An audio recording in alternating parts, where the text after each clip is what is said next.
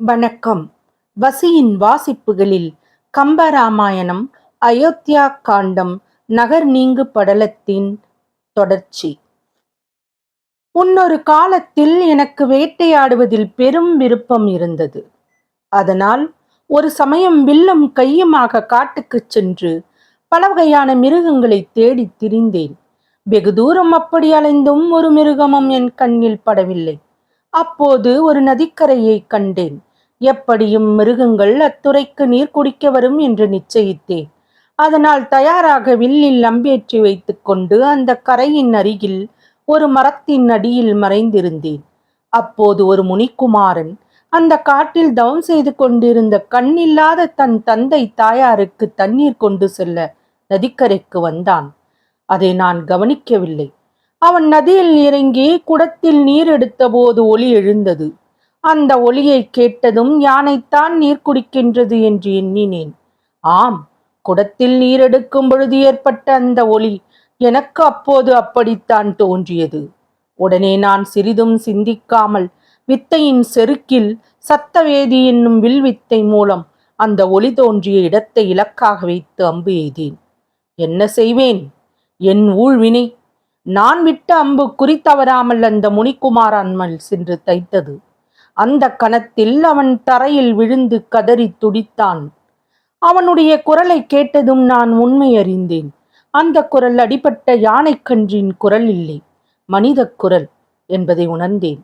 எண்ணி பார்க்காமல் துணிந்து செய்த அந்த செயலால் மனம் தளர்ந்து நொந்து அம்பெய்த இடத்துக்கு விரைந்து சென்றேன். அங்கு சென்ற நான் தன் கையில் கொண்டு வந்த நீர் மொள்ளும் பாத்திரம் ஒரு பக்கமும் தான் ஒரு பக்கமுமாக முனிக்குமாரன் கீழே விழுந்து உருண்டு கொண்டிருப்பதைக் கண்டேன். அவனை நோக்கி நீ யார் என்று கேட்டேன். அவன் தன் கதையை கூறினான். என்னுடைய தந்தையார் பிரம்மனது வழியில் தோன்றிய காசியவரது புதல்வராகிய விருதேசனன் என்பவருடைய குமாரராகிய சலபோசனன் என்பவர். என் பெயர் சுரோசனன். தான் யார் என்று கூறிய முனிக்குமாரன் நான் செய்ய வேண்டிய செயலையும் கூறினான். ஆனால் நானோ இந்த முனிக்குமாரனை கொன்றோமே, இதனால் பிரம்மகத்தியும் நம்மை தொடருமோ என்று அஞ்சி நின்றேன். என்னுடைய முகக்குறிப்பால் என் நெஞ்சில் தோன்றிய அச்சத்தை உணர்ந்து கொண்டான் முனிக்குமாரன். உடனே அவன் நான் பிராமணன் இல்லை, வைஷ்யனுக்கு சூஸ்திர ஸ்ரீயிடம் பிறந்தவன் என்றான். ஆனாலும் நான் வேதனைப்பட்டேன். என் வேதனையை பொறுக்காதவன் இரு கண்களும் இல்லாத என் பெற்றோருக்கு நீ வேட்கையை தணிவிக்கும் பொருட்டு நீர் கொண்டு போக வந்தேன். வந்த இடத்தில் என் ஊழ்வினை தூண்ட வந்தது யார் என்று காணாது நீர் சலசலத்த ஒளியை வைத்து யானையென்று கருதி என்மேல் அம்பு எய்தீர்கள். ஆகையால் உங்கள் மீது குற்றமில்லை, நீங்கள் வருந்த வேண்டாம் என்றான்.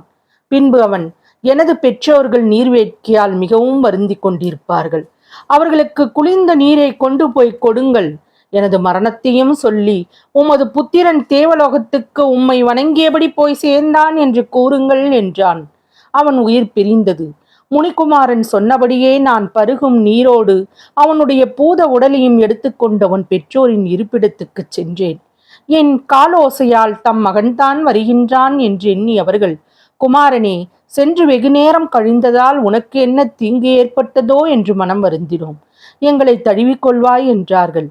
அக்காட்சியை கண்டதும் நான் மிகவும் வேதனை அடைந்தேன். என் கண்களில் குருதி வழிந்தது. அவர்களை பார்த்து நான், சுவாமி, நான் அயோத்தியா பட்டணத்து அரசன். காட்டில் வேட்டையாட வந்தேன். வந்த இடத்தில் என்று தொடங்கி நடந்தவற்றை அவர்களுக்கு கூறி முடித்தேன்.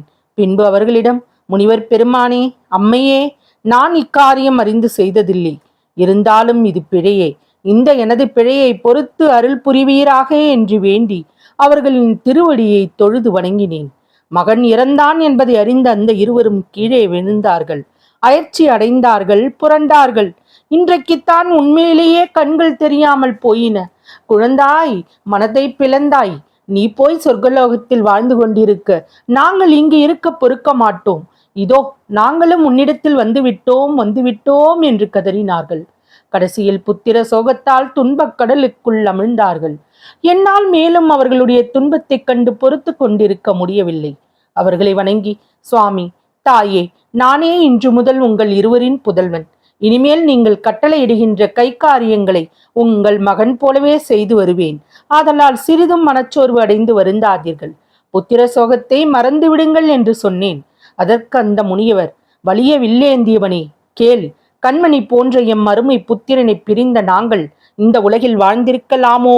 அப்படி வாழ்ந்திருந்தால் இந்த உலகத்தவர் எங்களை பற்றி என்ன பேசுவார்கள்? ஆதலால் நாங்கள் இப்போதே தேவலோகத்துக்கு செல்லுகின்றோம். அலங்கரித்த குதிரையை உடையவனே, எம்மை போல் உன்மகன் உன்னை விட்டு பிரிவதனால் நீயும் அப்போது தேவலோகத்துக்கு செல்வாயாக. வெண்கொற்ற குடை உடையவனே, நீ உன் அடைக்கலம், நான் உன் அடைக்கலம். இப்பொழுது இப்பிழையை பொறுப்பாயாக என்றாய். அதனால் அஞ்சத்தக்க சாபத்தை கொடுக்க நினையோம். கட்டளையிடாமலேயே குறிப்பறிந்து பணி செய்கின்ற புத்திரனை பிரிந்து இன்றைக்கு நாங்கள் துயர்படுவது போல நீயும் சோகமடைந்து தேவலோகத்துக்கு செல்வாயாக என்று கூறினார். பின்பு அவர்கள் இருவரும் உயிர் நீத்து தேவலோகத்துக்கு போய்விட்டார்கள். அவர்கள் அவ்வாறு போன பின் நான் மனக்கவலை சிறிதும் கொள்ளவில்லை. அவர்களுடைய வார்த்தையால் இனிய மழலை பேசும் மகன் பிறப்பான் என்று எண்ணி மகிழ்ந்தேன். அந்த மகிழ்ச்சியுடன் அயோத்திக்கு வந்து சேர்ந்தேன். அந்த முனிவர் கொடுத்த சாபத்தால் ராமன் காட்டுக்கு போவதும் என் உயிர் பிரிவதும் இப்போது சிறிதும் மாறாது. தசரத சக்கரவர்த்தி தம் சாப வரலாற்றை இவ்வாறு கோசலையிடம் கூறி முடித்தார். அது கேட்ட கோசலை, நடக்கப் போகும் வேதனையான 2 காரியங்களும் கண்டிப்பாக நடந்தேறும் என்பதை அறிந்தாள். அந்த கணமே மூச்சையுற்று கீழே தரையில் விழுந்தாள். இதுவரை தசரதர் கூறியவற்றையும் நடந்தவைகளையும் கேட்டும் கவனித்தும் வந்த வசிஷ்ட முனிவர் அதனால் பெரும் வருத்தம் அடைந்தார். பின்பு வசிஷ்டர் தம்மை செய்தி உணர்ந்து தெரிவிக்கும்படி வேண்டிக் கொண்ட மன்னர் முதலியோர் தங்கியிருந்த முடிசூட்டு மண்டபத்துக்கு வந்தார். மண்டபத்துக்கு வந்த முனிவரை கண்டதும் எல்லோரும், எந்தையே, முடிச்சூட்டு விழாவுக்கு ஏதேனும் தடை உண்டோ? முடிவில்லாத துன்பத்துடன் அழுத குரலுக்கு காரணம் என்ன? இந்த செய்திகள் எங்களுக்கு மனம் தெளிய சொல்வீராக என்று கேட்டார்கள். முன்பு சம்பரனோடு தசரத சக்கரவர்த்தி சமர்புரிகையில் அவருக்கு தேரோட்டிய இளைய பிராட்டி கைகேயி தேவி 2 வரங்களை பெற்றுக்கொண்டாள். தடைபடாத நீதியுடைய சக்கரவர்த்தியும் அவள் அந்த வரங்களை இப்பொழுது கொடுக்குமாறு கேட்டதனால் கொடுத்தார். அந்த வரங்களை கொண்டு அவள் ஸ்ரீராமரை காட்டுக்கு செல் என்று சொல்ல அரசரை சம்மதிக்கும்படி செய்தாள். அதனால் யாருக்கு என்ன தீங்கு நேரிட்டதோ என்று வேறாக எண்ண வேண்டியது ஒன்றுமில்லை. கைகேயி தேவி பெற்ற வரங்களால் அவள் புதல்வன் பரதன் இந்த ராஜ்யத்தை ஆளப்போகிறான். சீதா பிராட்டியின் கணவராகிய ஸ்ரீராமர் காடு செல்லப் போகிறார் என்று அவர்களுக்கு கேள்விக்கு சுருக்கமாக பதிலளித்தார் வசிஷ்ட முனிவர். வாய்மை தவறாத வசிஷ்டர் பெருமானின் வார்த்தை தங்களின் செவிகளில் விழுவதற்கு முன்பே அரசர்களும் முனிப்புங்கவர்களும் மனிதர்களும் பெண்களும் தசரதர் போலவே மயங்கி தரையில் விழுந்தார்கள். வெகு நேரத்திற்கு பின் மயக்கம் தெளிந்து எழுந்தார்கள். புண்ணில் நெருப்பு பட்டார் போல் நெட்டுயிர்ப்போடு பேச்சு பதைப்புடனே தோன்றவும் அவர்களின் உடம்புகள் எல்லாம் தரையில் விழுந்து அயர்ந்து புரளலாயிற்று. சமுத்திரத்தின் அளவையும் மிஞ்சி அவர்களின் கண்கள் கண்ணீரை உகுத்தன. அப்போது அவர்கள் அழுத ஒளி தேவலோகத்தையே அடைந்தது. பெருங்காற்று வீசுவதனால் அசைகின்ற பூங்கொடியை போன்ற பெண்களின் ஆபரணங்களும் மங்கள நாணம் சிந்தவும், அந்தோ அரசர்களும் சக்கரவர்த்திகளும் கருணை இல்லாதவரே ஆவார். இனி நாங்கள் தர்மத்தை பாதுகாக்காமல் கைவிடுவோம் என்றெல்லாம் கூறி பெருங்காற்றினால் கீழே தள்ளப்பட்ட ஆச்சாமரத்தைப் போல மண்மேல் புரண்டு புரண்டு விழுந்து அழுதார்கள். வள்ளல் ஸ்ரீராமர் காட்டுக்கு செல்வார் என்று சொல்ல கேட்ட வார்த்தையினால் கிளிகளும் நாகனவாய் பறவைகளும் அழுதன. செவ்வள்ளி மலரையும் சிவந்த கோவை கனியையும் போன்ற வாயில் தொல்லிய முல்லை மலரையொத்த பற்கள் வெளியில் தெரியவும் நெருங்கிய தனங்களின் மேல் அழகிய முத்து மாலை அருந்து விழுந்தது போல குளிர்ந்த கண்களில் இருந்து வழியும் நீரின் துளிகள் சிந்தவும் மழலை சொற்களால் அவளச் சொற்களை சொல்லிய வண்ணம் நங்கைமார் அழுதார்கள். ராமரை பிரிந்த துயரத்தால் இன்னதென்று தெரியாது திகைத்து நின்ற அவ்வூரார் எத்தனை பேரோ சொல்ல முடியாது. அவர்களைத் தவிர மற்றவர்கள் கண்களில் இருந்து நீர் ஆறாக பெருகிற்று. ஊர் மக்கள் அடைந்த சோகத்தை பற்றி கூற வேண்டுமானால் நெஞ்சம் இருப்பிளவாகி அழிந்திடவில்லை என்ற ஒரு குற்றம்தான் மிஞ்சும். அயோத்தியில் உள்ள மக்கள் எல்லோரும் நிலமகள் செய்த தீவினை மிகுதியாக உள்ளது. சிறந்த தாமரை மலர் மேல் வீற்றிருக்கும் பெண்ணாகிய லட்சுமி செய்துள்ள பாவம் அந்த மண்மகள் செய்த பாவத்தை விட அதிகமாக உள்ளது. நமது ஊழ்வினை யாவருடைய மனத்தையும் புண்ணாகச் செய்து விட்டது. இந்த மண்ணுலகத்தவரின் கண்கள் செய்துள்ள பாவம் கடலை காட்டிலும் அதிகமாக உள்ளது. பரதன் அரசாள மாட்டான். ஸ்ரீராமரும் இனி காட்டிலிருந்து திரும்ப மாட்டார். நமக்கு விதி மிகவும் கொடுமை நிறைந்ததாகும். வெற்றியை உடைய முடிச்சீட்டு விழா கொல்லும் யமன் போல் வந்தது இதற்காகத்தானா? சக்கரவர்த்தி கையேயின் மேல் கொண்ட காதலால் மனமயங்கி வரம் கொடுத்துள்ளார். நாம் ஸ்ரீராமருடன் கொடிய காட்டை அடைவோம். அந்த வாய்ப்பு நமக்கு கிடைக்காவிட்டால் தீப்புகுவோம். உயிர் பிழையேன் என்று கோசலை தேவியார் இடைவிடாமல் கண்ணீரால் தரையை மெழுகுவார். பெருமூச்சு விடுவார். ஐயா, இளைய பெருமாளே, லட்சுமணா, நீ இதையெல்லாம் பார்த்தும் மனம் பொறுப்பாயா என்றெல்லாம் ஒவ்வொருவரும் ஒவ்வொரு விதமாக கவலையுடன் கூறினார்கள். உலகம் முழுவதும் உடையவர் ராமரே தான். ஒருவருக்கு கொடுத்த பொருளை வேறொருவருக்கு கொடுத்தல் முறையாகாது என்று தர்மசாஸ்திரம் கூறுகிறது. அதை அறிந்த மன்னர் ராமருக்கு கொடுத்த ராஜ்யத்தை கைகேயிக்கு எப்படி கொடுக்கலாம்? இந்த கொடையில் ஒருவருக்கு கொடுத்ததை திரும்ப பெற்று இன்னொருவருக்கு கொடுத்தலும், மூத்தவனுக்கு உரியதை இளைவனுக்கு கொடுத்தலும் ஆகிய 2 குற்றங்கள் இருக்கின்றனவே. ஒரு கால் நமது அரசர்க்கென்றே வேறே தர்மசாஸ்திரம் ஏற்பட்டிருக்கிறதோ? ராமருக்கு கொடுத்த பூமி பிராட்டியை தன் மகன் பரதன் அடைய வஞ்சனை செய்தால் கைகேயி.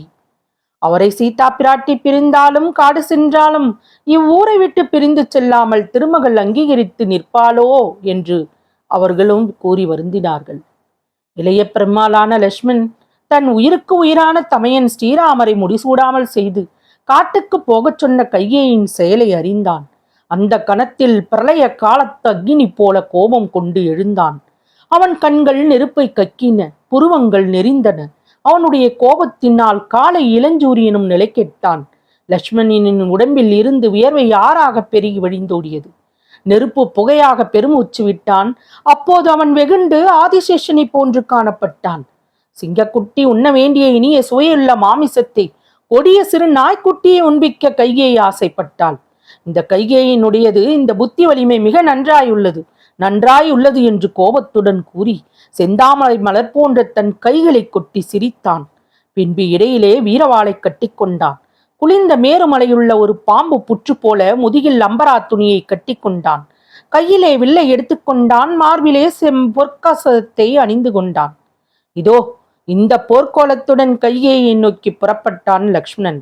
அவன் விரைந்து நடக்க வீரக்கழல்கள் ஒலித்தன. மேகங்கள் சூழ இடி முழங்கியது போல் நான் தெரிக்க பேரொளி எழுந்தது.